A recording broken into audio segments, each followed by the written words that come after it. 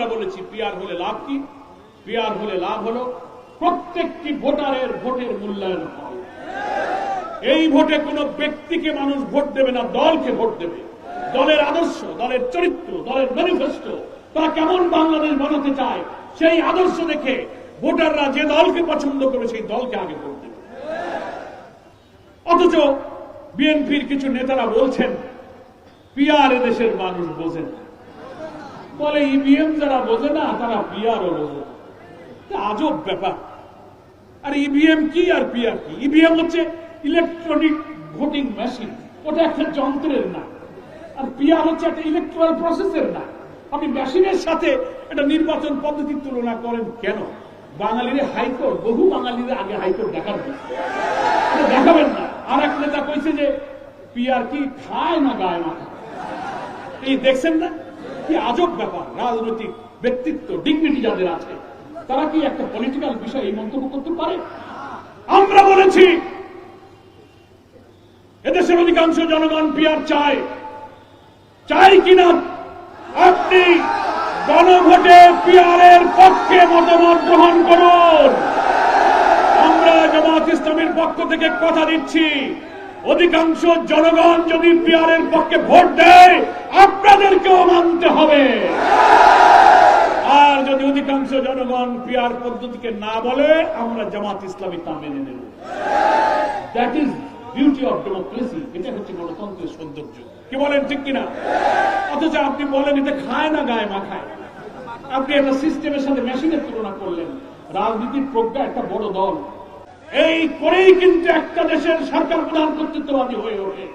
সেই কারণে আমরা বলি এটা রিফর্ম করতে হবে। এটার জন্য সেপারেট অ্যাপয়েন্টিং অথরিটি করতে হবে। এটার জন্য সাংবিধানিক পদ, গুরুত্বপূর্ণ পদ, বিচার ব্যবস্থার বিচারপতিদের পদ, তারপরে তত্ত্বাবধায়ক সরকারের প্রধান কিভাবে নির্বাচিত হবেন, তার জন্য সংবিধান সংস্কারে আমরা জামাত ইসলামী লিখিতভাবে অনেক গুরুত্বপূর্ণ প্রস্তাব দিয়েছি। 31টি দল ঐক্যমত্য কমিশনে আলোচনা করে এই সব প্রস্তাবে 25টি দল আমরা একমত হয়েছি। বিএনপি সহ 6টি দল তারা মানতে রাজি না। আমরা বলেছি নির্বাচন পদ্ধতি ইলেকটোরাল সিস্টেমে প্রপোর্শনাল রিপ্রেজেন্টেশন সিস্টেম, সংখ্যানুপাতিক পদ্ধতিতে নির্বাচন হতে হবে। তার যুক্তি আমরা দিয়েছি।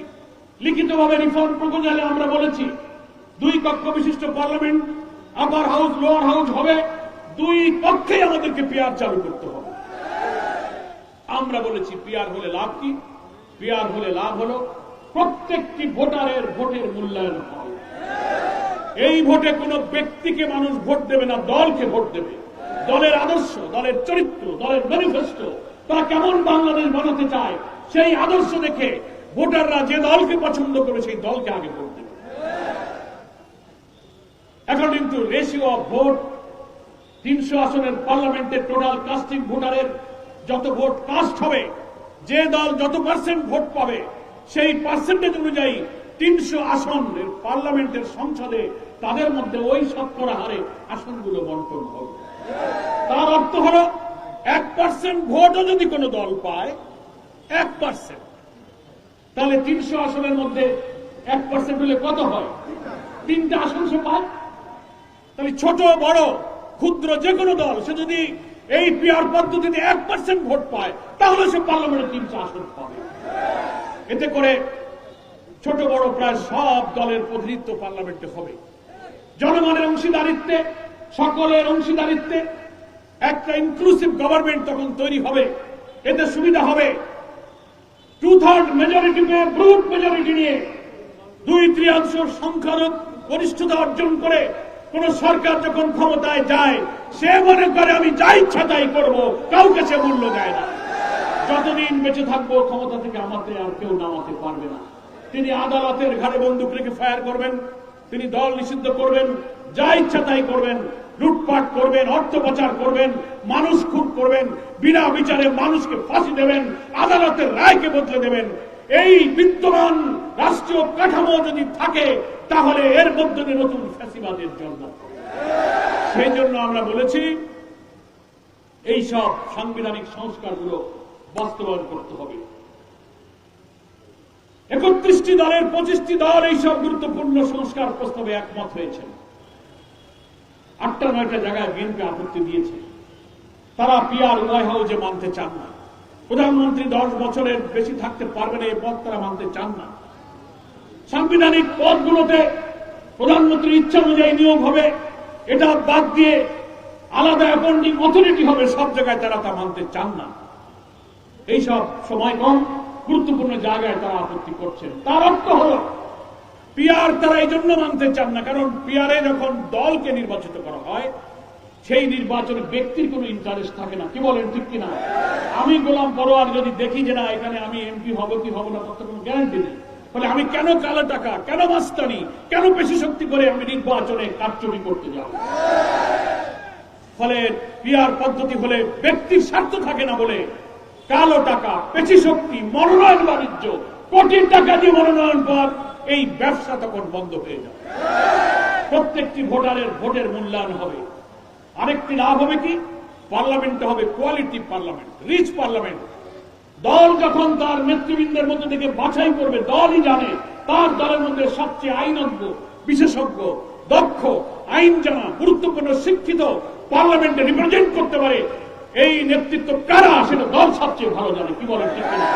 এই জন্য দল বেছে বেছে এই পার্লামেন্টে ভোটের শতকরা হারে যদি আমি 50 জন পাই, 60 জন পাই, 10 জন পাই, সেই 10 জনকে দল উইল নমিনেট দেয়ার এমপি, দলই তাদেরকে মনোনয়ন দেবে। এই পদ্ধতি চালু না থাকায় এই বাংলাদেশে আওয়ামী লীগ, বিএনপি, জাতীয় পার্টি, আওয়ামী লীগ, আমি বলবো সব দলের মধ্যে অতীতের এই ট্রেডিশনাল ইলেকশনের কারণে বহু যোগ্য নেতা কেন্দ্রে ছিল, যারা চাঁদাবাজি, মস্তানি, কালো টাকা খেলতে পারেননি বলে অনেক টাউট নেশাখোরের কাছে নির্বাচনে তারা এলাকায় হেরে গেছে। কি বলেন? ফলে এই পিআর পদ্ধতি চায় না তারাই যারা কালো টাকা দিয়ে কোটি কোটি টাকার মনোনয়ন বাণিজ্য করতে পারবে না, তারা পিআর ঠেকাতে চায়।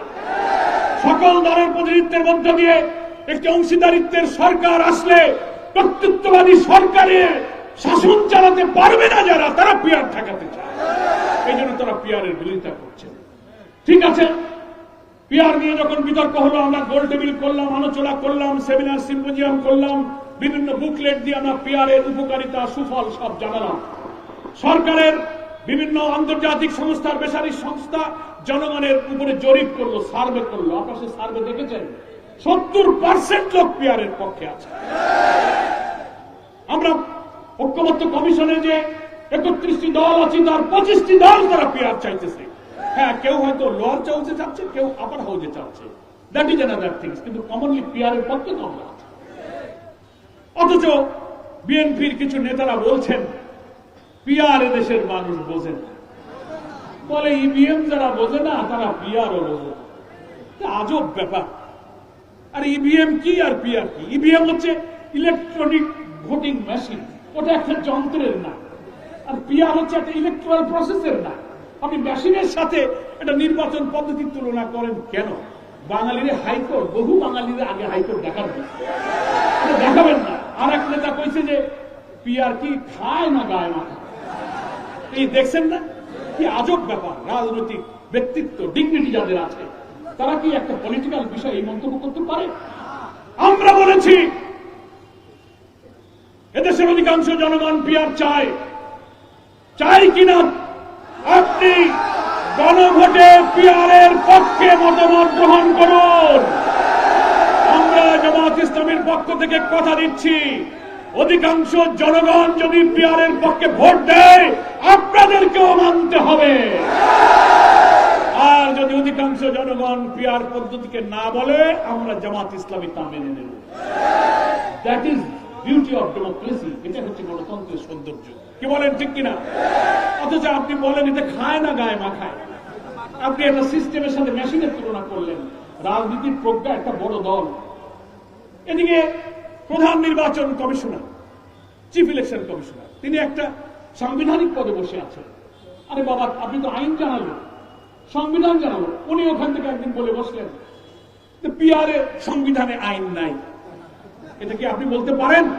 সংবিধান কি খালি আপনার আলমারিতে আছে? আমাদের আলমারিতে সংবিধান নাই। সংবিধানে কি পদ্ধতিতে নির্বাচন হবে তা কিন্তু উল্লেখ নাই। বলা আছে এভরি আফটার 5 ইয়ার্স, প্রতি 5 বছর পর পর জনগণের ভোটে জনপ্রতিনিধিত্বশীল সরকার আসবে, তারাই সরকার গঠন করবে। কিন্তু ইলেকশনের সিস্টেমটা কি হবে? ট্রেডিশনাল সিস্টেম, পিআর পদ্ধতি, যে কোনো সিস্টেমের কথা ওখানে আলাদা করে কোনো উল্লেখ নাই। এটা সরকার, রাজনৈতিক দল, স্টেক হোল্ডার, ইলেকশন কমিশন আলাপ আলোচনার ভিত্তিতে আমরা সিদ্ধান্ত নিতে পারি। তো ফলে আপনি প্রধান নির্বাচন কমিশনার হিসেবে চট করে একটা মন্তব্য করে দিলেন সংবিধানে পিআর এর কথা নাই। এখন যে পদ্ধতি আছে এটা কি সংবিধানে আছে? এটাও তো নাই।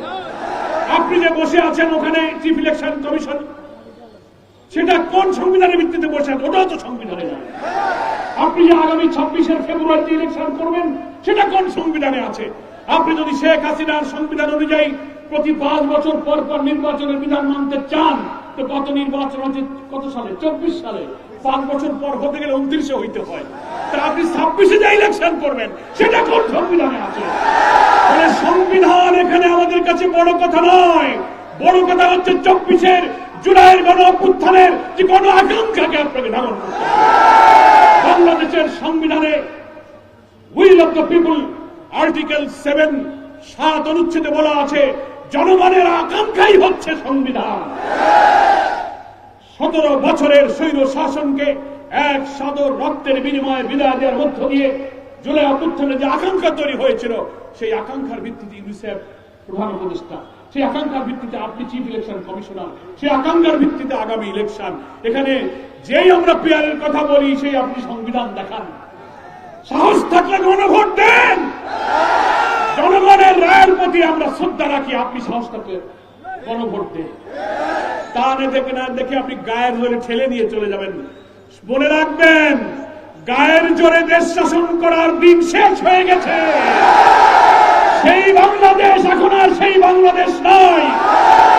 বিরোধী দলকে দমন করে দমন, পীড়ন, খুন, ফাঁসি, জেল, রিমান্ড, আয়নাঘর দিয়ে আজীবন ক্ষমতায় থাকার স্বপ্ন যারা দেখেন, সেই দিন শেষ হয়ে গেছে।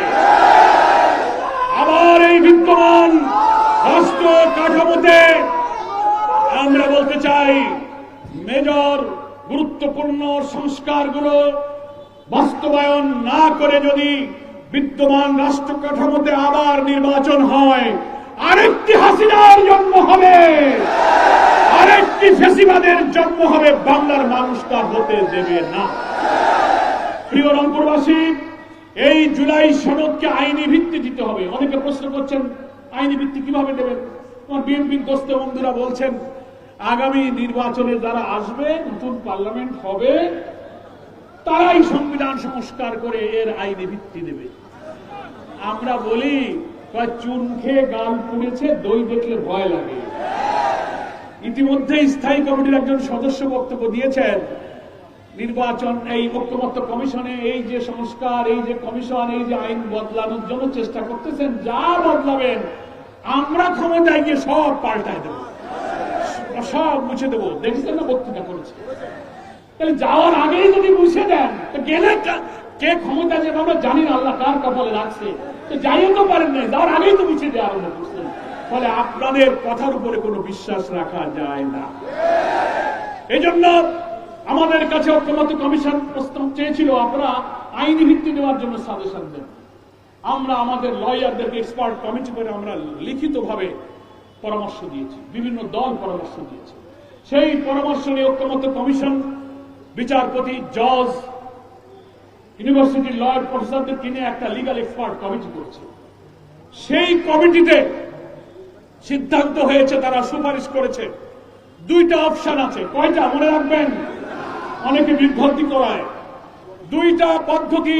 একটা হচ্ছে একটা কনস্টিটিউশন অর্ডার 2025, একটা সংবিধান আদেশ জারি করতে হবে রাষ্ট্রপতিকে। কি দিয়ে? এতদিনে ঐক্যমত্য কমিশনে রাষ্ট্র সংস্কারের যত বিষয় আমরা একমত হয়েছি, এইগুলোই হচ্ছে জুলাই চার্টার, এটাই হচ্ছে জুলাই সনদ। এটাকে সমস্ত সংসারের বিষয়গুলো, সমস্ত সংস্কারের বিষয়গুলোকে জুলাই সনদের মধ্যে অন্তর্ভুক্ত করে এটাকে এই জুলাই সনদের মর্যাদা দিয়ে আইনি ভিত্তি দিয়ে, এর ভিত্তিতে আগামী নির্বাচন করতে হবে। এটাই হচ্ছে আইনি ভিত্তি। ঐক্যমত্য কমিশনের লিগাল এক্সপার্ট আইনজ্ঞরা বলছেন একটা পদ্ধতি হচ্ছে কনস্টিটিউশন ওয়ার্ডার 2025 একটা সংবিধান আদেশ জারি করতে রাষ্ট্রপতিকে। আরেকটা হচ্ছে এই সংবিধান আদেশটার পক্ষে মতামত দেওয়ার জন্য একটা রেফারেন্ডাম, একটা গণভোট দিতে হবে। এই গণভোটে জনগণ যদি ওই জুলাই সনদের মধ্যে যত সংস্কার প্রস্তাব, পিআর সহ যা যা আমরা একমত হয়েছি এইগুলো যদি জনগণ মেনে নেয়, তখনই এটার একটা আইনি ভিত্তি তৈরি হবে। এইটাকে বাতিল করার কোনো পদ্ধতি আর থাকবে না। আমাদের 5 দফার মধ্যে এটাই হচ্ছে প্রথম, এই জুলাই সনদকে যা যা সংস্কারে আমরা একমত হয়েছি এইটাকে জুলাই সনদের অন্তর্ভুক্ত করে আপনি একটা কনস্টিটিউশন অর্ডার জারি করুন, তারপরে আপনি গণভোটের ব্যবস্থা করুন, তারপরে আগামী নির্বাচন হবে। আমাদের বন্ধুরা যারা সবসময় একটা বিগ ব্রাদারলি অ্যাটিটিউড, বড় ভাই সুলভ ক্ষমতার দাপট দেখায়, উনারা বলছেন না, এটা আদালতে 106 অনুচ্ছেদ অনুযায়ী সুপ্রিম কোর্টের পরামর্শ চাওয়া হবে। আমরা বলেছি এই রাজনৈতিক সংকট সংস্কারকে সুপ্রিম কোর্টে নেওয়া যাবে না। কোর্টে গেলেই প্যাস লাগাবে। শেখ হাসিনা সবকিছু কোর্টে নিয়ে আদালতের ঘাড়ে বন্দুক থেকে ফায়ার করেছে। পার্লামেন্টের আইন সংসদে গিয়ে কেয়ারটেকার বাতিল করে দিল। সংসদে এই সংস্কারের বৈধতার জন্য পাঠানো যাবে না। এটাকে সংবিধান আদেশ দিয়ে এটাকে গণভোটে নিয়ে আইনি ভিত্তি দিতে হবে। আমার প্রিয় ভাইরা, ফলে আমরা অনেক প্রস্তাব দিয়েছিলাম।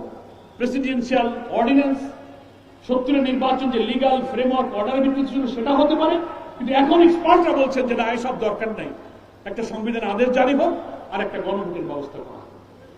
তখনও আমাদের বন্ধুরা বলতেছেন যে এটা এই নির্বাচনের আগে দরকার কি, আগামী পার্লামেন্ট আসুক। প্রধান উপদেষ্টার জুলাই ঘোষণার মধ্যে সেই দুর্বলতা, উনি লেভেল প্লেইং ফিল্ড রাখতে পারেননি। আমাদেরকে গোপন রেখে জুলাই ঘোষণার ড্রাফটকে আমাদের সকলের কাছে সাপ্লাই দেওয়া হয় নাই। জুলাই ঘোষণার 25 নম্বর অনুচ্ছেদে এই কথাটা উনি লিখে রেখেছেন যে আগামী নির্বাচিত সরকার এসে সেই সরকার যে সংস্কার করবে সেখানে এই জুলাই সনদগুলো তার তফসিলে অন্তর্ভুক্ত করা হবে। তাহলে বোঝা যায় যে এই জুলাই ঘোষণার ড্রাফট করার সময় বিএনপির সাথে পরামর্শ করেছে, জামাতের সাথে পরামর্শ হয় নাই। এই জন্য জুলাই ঘোষণা শুনে বিএনপির বন্ধুরা খুব খুশি যে আমরা যা চাইছিলাম তাই তো হয়েছে। এখন বলতে পারতেছে, সেই জন্য বলে যে না, জুলাই ঘোষণায় বলা আছে পরবর্তী সরকার এটা করিবে। আরে বাবা, পরবর্তী সরকার যদি করিবে তো আমাদের 6 মাস এত কষ্ট করে কেন সংস্কারের কাজে খাটালেন? এত কমিশন, এত ঐক্যমত, এত মিটিং কেন? তাহলে কিছুই দরকার ছিল না। বোঝা যায় যে একটা দুরভিসন্ধি আপনাদের মাথার মধ্যে আছে। সেজন্য আমি বলি যে আমাদের আইনি ভিত্তি দিয়ে এই নির্বাচনের আগেই সংবিধান আদেশ, গণভোট সব সারতে হবে, তারপর ফেব্রুয়ারিতে আমরা নির্বাচন চাই। এখনো 5 মাস সময় আছে, এটা সম্ভব। এইগুলো বলে পরবর্তী পার্লামেন্টের জন্য এটা রাখা যাবে না। কারা ক্ষমতায় আসবে জানি না, বিদ্যমান কাঠামো যদি না বদলানো হয়, এই কাঠামোর মধ্যে যেই ওখানে যাবে সেই হাসিনা, সেই ফাঁসিবাদ হয়ে তৈরি হবে। তাই আমরা দাবিতে বলেছি যে আমাদের লেভেল প্লেইং ফিল্ড আপনারা মেনটেন করতে পারছেন না। প্রধান উপদেষ্টা লন্ডনে গিয়ে একটা পার্টির সাথে জয়েন্ট মিটিং করেছেন, যুক্ত প্রেস ব্রিফিং করেছেন। এটা লেভেল প্লেইং ফিল্ড হয়নি। আপনি নির্বাচনের তারিখ ফেব্রুয়ারিতেই করেন, দেশে এসে সবাইকে নিয়ে ঘোষণা দিতে পারতেন, লন্ডনে বসে ঘোষণা দিয়েছেন। লেভেল প্লেইং ফিল্ড করতে পারেননি। প্রধান নির্বাচন কমিশনার বলতেছেন পিআর সংবিধানে নাই, এটা বলার অখ্তিয়ার নাই। এটা বিএনপির সুরে আপনি কথা বলেছেন, তার অর্থ হলো আপনি লেভেল প্লেইং ফিল্ড রাখতে পারেন নাই। সেজন্য 5 দফার একটা অন্যতম দাবি আমাদের নির্বাচনের আগে মাঠের সমতা, লেভেল প্লেইং ফিল্ড। একটা দলকে যে অধিকার দেবেন, আমাকেও সে অধিকার দেবেন। কোন বিষয়ে কারোর সাথে যে পরামর্শ করবেন, আমার সাথে সে পরামর্শ করবেন। That is called level playing field. আপনি তা করতে পারছেন না। তারপরে আমরা বলেছি, ওয়াদা করেছিলেন নির্বাচনের আগে মানবতা বিরোধী ঘৃণ্য অপরাধে যারা অপরাধী, হাজার হাজার লোককে যারা হত্যা করলো, লাশ আগুনে পোড়ালো, হেলিকপ্টার থেকে মানুষ হত্যা করলো, রংপুরের অকুতভয় মৃত্যু ভয়হীন জুলাই যোদ্ধা আবু সাইদকে যারা খুন করলো, যার আত্মদান দুনিয়াকে শিহরণ করে বিপ্লবের রক্ত জাগিয়ে দিয়েছে, এই অপরাধীদের নির্বাচনের আগে দৃশ্যমান বিচার শেষ করতে হবে। ফ্যাসিবাদকে যারা এই 17 বছর টিকিয়ে রেখেছিল 14 দল আর জাতীয় পার্টি, এরা যদি আওয়ামী লীগের সাথে না থাকতো, এরা এই স্বৈরাচারী হয়ে ওঠার সুযোগ পেত না। এই নির্বাচনের বৈধতা পেত না। ফলে আওয়ামী লীগ যে অপরাধী, জাতীয় পার্টির 14 দল মেনন ইনুরা একই অপরাধী। আমরা তাদের রাজনৈতিক কার্যক্রমকে স্থগিত করতে বলেছি, নিষিদ্ধ করতে বলেছি। এই 5 দফা দাবি মানতে হবে। অনেকে বলছেন ভাই আপনারা তো ঐক্যমত্য কমিশনের মিটিং এ যাচ্ছেন, তা আলোচনা তো শেষ হয়নি, এখন রাজপথে চলে গেলেন কেন? চলে গেলাম কেন তো বোঝেন না? আপনি একটা জুলাই সনদ করবেন, ডিক্লারেশন করবেন, গোপনে ড্রাফট দিয়ে দেবেন বিএনপির কাছে, ও বিএনপির থাকে না। এইগুলো যত না করেন আমরা এখনো আলোচনার টেবিলে বসতে রাজি। আমরা নিরাশ নই, আমরা আলোচনায় যাব, কিন্তু আপনি নিরপেক্ষভাবে আমাদেরকে ডাকেন। জনগণের যে opinion, will of the people article 7 এ বলা হয়েছে, সেই জনমত যাচাই করে সেই সিদ্ধান্ত নেন। যেহেতু নিচ্ছেন না, যেহেতু কারো দ্বারা প্রভাবিত হচ্ছেন, যেহেতু রাজনৈতিক কোন শক্তির কাছে মাথা নত করছেন, সেই কারণে আমরা আন্দোলনে এসেছি। আপনি আমাদের ডাকেন, আমাদের আন্দোলন দরকার নেই, এগুলো মানলেই তো হলো। আমরাও তো ইলেকশন চাই। আমাদের আমিরের জামাত ডক্টর শফিকুর রহমান তো প্রথম বলেছিলেন যে ফেব্রুয়ারি হচ্ছে নির্বাচন উপযুক্ত সময়, কি বলেছিলেন না? অনেকে আমাদের কথাকে ওনার মিসপ্রোপাগান্ডা করে বলেন যে এই যে জামাত সব আর 5 দল 7 দল সব এখন কর্মসূচি দিচ্ছে, এরা নির্বাচন চায় না, এরা নির্বাচন পিছাচ্ছে না। আমি সাংবাদিক বন্ধুদের বললাম আমরা নির্বাচন চাই এবং ফেব্রুয়ারিতেই আমরা চাই, কিন্তু আমাদের এই সংস্কার, এই জুলাই সদরের আইনি ভিত্তি, এই বিচার, এই লেভেল প্লেইং ফিল্ড এবং ফ্যাসিবাদের দোসরদের কার্যক্রমকে নিষিদ্ধ করার মধ্য দিয়ে আমরা এই ফেব্রুয়ারি নির্বাচনে যাব। আজকে তো মিছিল করবেন আপনারা নাকি বলেন? মিছিলে যদি আপনারা সবাই থাকেন তাহলে আমিও থাকবো। আপনারা থাকতে রাজি আছেন? তো আমি মনে করি যে আমি থাকবো আপনাদের অনুরোধের কারণে, কিন্তু আপনারা মিছিল থেকে কেউ আগে যাবেন না, যেখানে শেষ হবে সেখান থেকেই যাবেন। রাজি? শৃঙ্খলার সাথে মিছিল হবে। আমরা সরকারকে আর যারা পিয়ার মানতে চাচ্ছেন না, জুলাই সনদকে যারা পরবর্তী পার্লামেন্টে নিয়ে যেতে চাচ্ছেন, তাদেরকে বলবো আপনাদের আতঙ্কিত হওয়ার কিছু নেই। আমাদের আন্দোলন নিয়মতান্ত্রিক হবে। আমরা কোনো ভাঙচুর জ্বালাও পোড়ার আন্দোলন করছি না। আমাদের আন্দোলন নিয়মতান্ত্রিক, জনগণের আকাঙ্ক্ষার প্রতিফলনের জন্য আমরা এই আন্দোলন এগিয়ে নিতে চাই। ফলে আপনারা আমাদের এই 5 দফা মেনে নিন। আমরা আলোচনার টেবিলে নিষ্পত্তি করতে রাজি আছি। আমরা নিরাশ নই, কিন্তু পক্ষপাতিত্ব করা কোন দলের, আধিপত্যবাদী কোন শক্তির কাছে যদি মাথা নত করেন, অতীতের মতো বাংলার জনগণ রাজপথেই তার ফয়সালা করবে। সকলকে ধন্যবাদ জানিয়ে আজকে রংপুর পাবলিক লাইব্রেরি ময়দানে বিভাগীয় সদরের ঐতিহাসিক সমাবেশ যারা সফল করেছেন, বাংলাদেশ জামাত ইসলামীর কেন্দ্রের পক্ষ থেকে রংপুরবাসীকে ধন্যবাদ জানিয়ে, কৃতজ্ঞতা জানিয়ে, মহান আল্লাহর শুকরিয়া জানিয়ে আমি আমার বক্তব্য শেষ করছি। আল্লাহ হাফেজ। বাংলাদেশ।